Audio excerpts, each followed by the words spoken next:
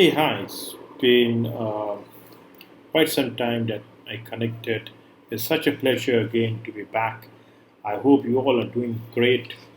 So, today we have picked up a topic which has been doing the rounds nowadays, hugely touching most of the young professionals, and that's the startup ecosystem, the way it has geared up. So, we are going to touch upon this and the idea how it came up and how it built up is that I have a very decent colleague of mine, and he has been into this setup for quite some time. So he's a successful entrepreneur now, but he has been a founder of one of the startup, but now it matured and has become a successful entrepreneur now. And he is a startup investor. He is a startup consultant, and so the multiple roles in which he is.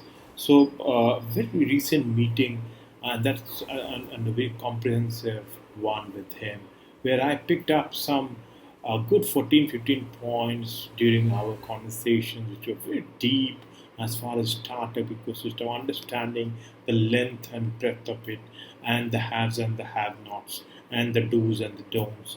So I just kind of 14, 15 points I'm really looking forward to share with you all, for those who are working in this ecosystem, for those who are operating in this ecosystem. Maybe there are a lot of takeaways from this. So um, number one, which which he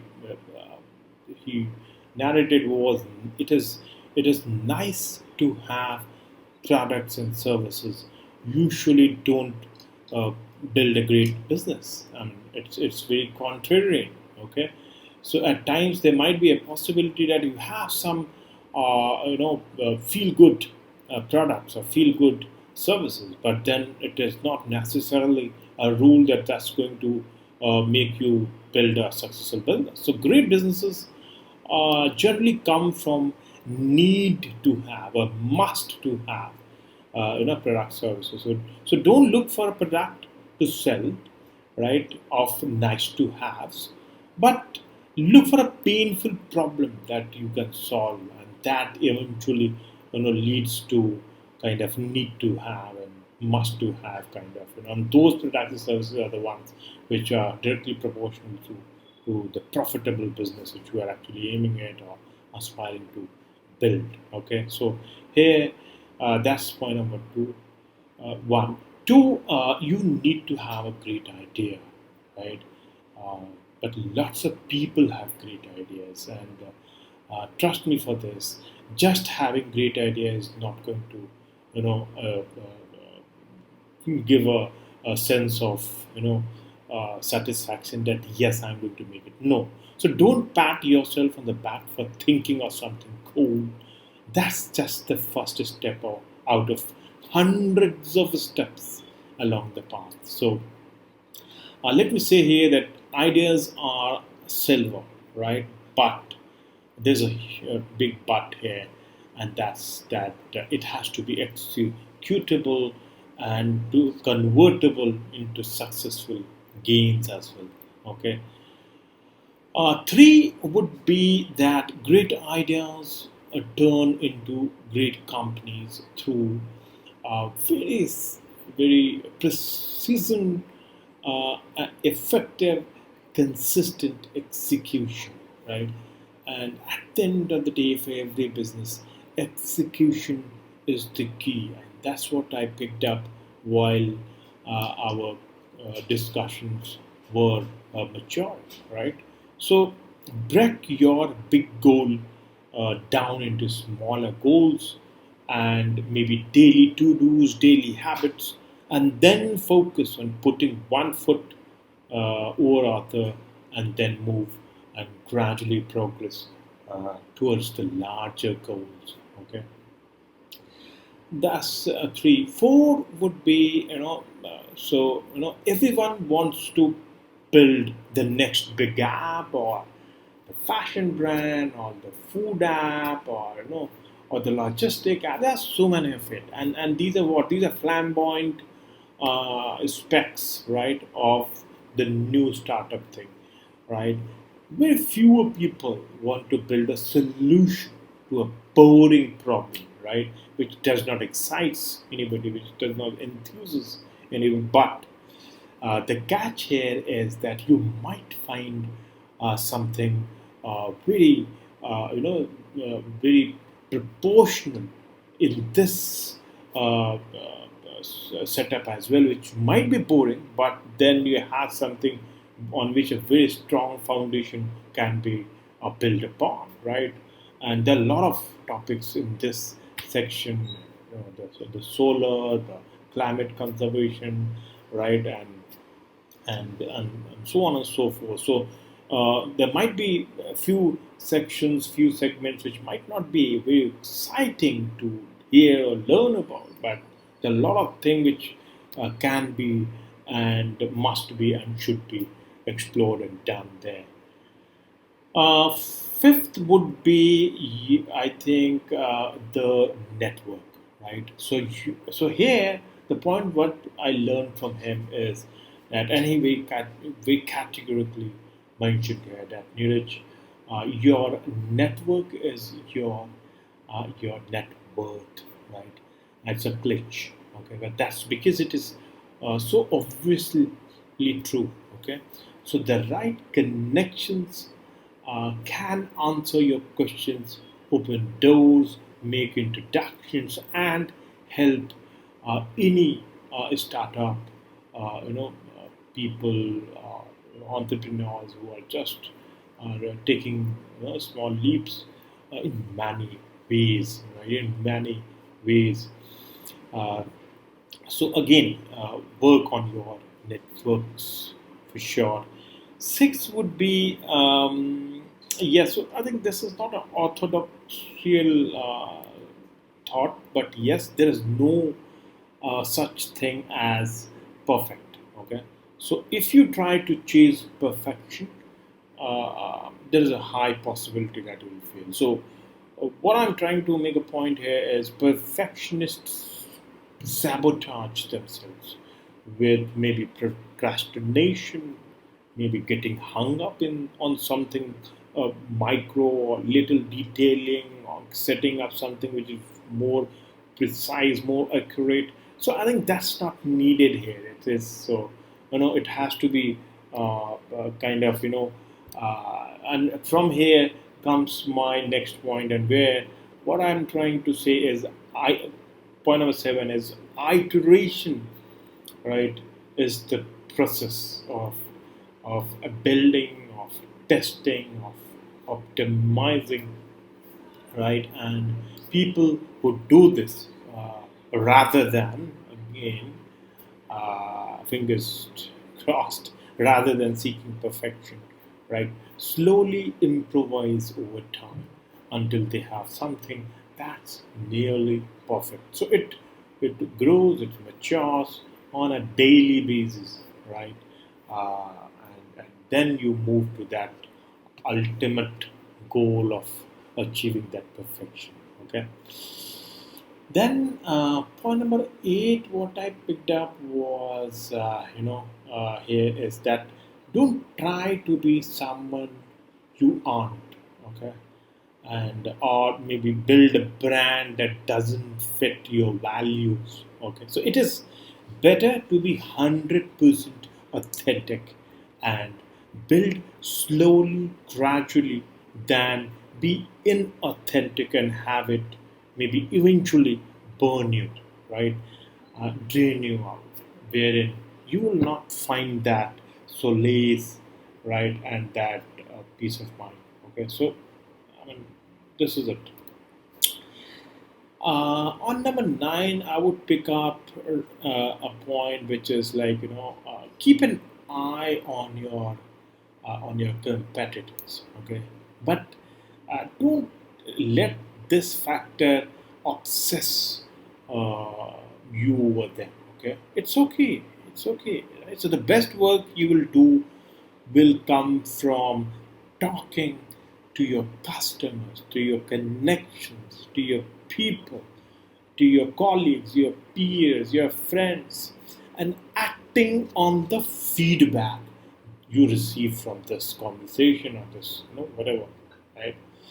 And improvising, improving on these, little inputs. I think that is what is going to help, rather than a kind of over obsession to your competitors, what they're doing, what they're not, right? How they're moving, what initiatives are they taking. So fine, to an extent, we need to keep a check, right? But over obsession is a complete no here. Okay. On point number 10, what I feel is so create a thesis for why your solution is effective, sellable, and marketable. Okay, then don't give up unless your thesis gets disproven. You will need conviction to get through the trials of building a company, because there may be phases where you will have self doubts on the kind of innovations or product on which you're working on. So you need to have that conviction, and this is process is going to help you to again restore that conviction back, that yes, I'm on the right track and I'm moving slow though, but in the longer run, I'm going to sustain, I'm going to stay, and I'm going to be profitable. Okay. Point number 11 is so here, as we said, though conviction is good, but at the same time, you need to be flexible too, right? And the best middle ground is having conviction in your destination, but flexibility in the path you chose or the path you took to get there, you take to get there. Okay, because this becomes very crucial, very important. Okay, so I think be flexible, be elastic, absorb, take up things which might not be working. Kind of uh, try to work more on those things which are working, right? That's like it. Then point number 12 would be, as I mentioned before, customer feedback is going to be your gold mine, right? So it is important that you talk to your future audience also before building a solution, okay, launching it. Maybe if you have an app which you have launched, right, and that's step one or version one, and then there are a set of consumers you have, they have started using, so you have around a million of you know uh, download, there are million of customers, and then you started thinking about your second launch version 2.0. So it is at this stage important that you reach out to your existing audience, take feedback, connect with them, engage, interact, understand, right, and then launch it. Then improve it based on their comments and reviews. So I think this will be in a way taking them on board also to your next mile, right? Point number 13 would be is it is, and again this is very crucial, that being a solopreneur, which is nowadays very common, is fine for many people, right? But if you want to build a big business, you need a team. So you gradually look forward in these spaces, right? Or pay for talent if necessary. Set up systems that help them succeed, right? And then let them do their thing, okay? Give them freedom, give them enough space, right, to test their ideas, to build over those ideas, right, and empower them, enable them, right, as a leader. And these are all things which are going to be very, very important in this entire journey. Point number 14 is, so you can build a small business if you want, and completely your choice because the time taken, how much time you have defined in terms of growth journey of your startup. But with that said, going big opens you up to more impact, right? Although it exposes you to a definite limitless risk at times, but yes, it opens Pandora of opportunities, more profit and less competition at times. And even if you don't want a huge business, having bigger goals will help you grow because it is directly proportional to your vision, to your mission, and to your larger growth story, right? And the last, what the thought which is crossing is, you forget about your big goals at the start of every day because uh, that's how you start. You get on your to do your task. So at that stage, it is important for you to focus on your small wins, your small to dos which you had planned and you finally achieved, your small wins. Take a tiny step forward, right? Take baby steps. You decided three things you achieved in a week, and that was the timeline. So adjust your strategy if needed, right? Do that over and over and over again, and I'm sure finally you will reach to your destination where you will start feeling that okay, I have been successful in at least building something on which I can look for the next leap or the next growth, in a way. So yes, I think these 14, 15 thoughts which I picked up during my very, very comprehensive, very nice conversation with my dear colleague, um, and I'm sure all of you who have been a part of this ecosystem currently, you might pick up some of the other learnings. There might be points which you are very conversed with, right? But there might be few points which might help you to have a very clear thought vision, right, to your onward journey, right? Again, in the last, I would request you to ensure that you subscribe the channel, right? Like, comment, subscribe, because uh, that's the only thing which keeps me going, right? So please subscribe, please like, please comment, right? I wish you all the very best in your future endeavors and your journey, and I would also like to be a part of your journey too, right? So thanks so much for your patience hearing. Again, in the last, please subscribe, like, and comment. Thank you so much. Right? Take good care of yourself. See you very soon.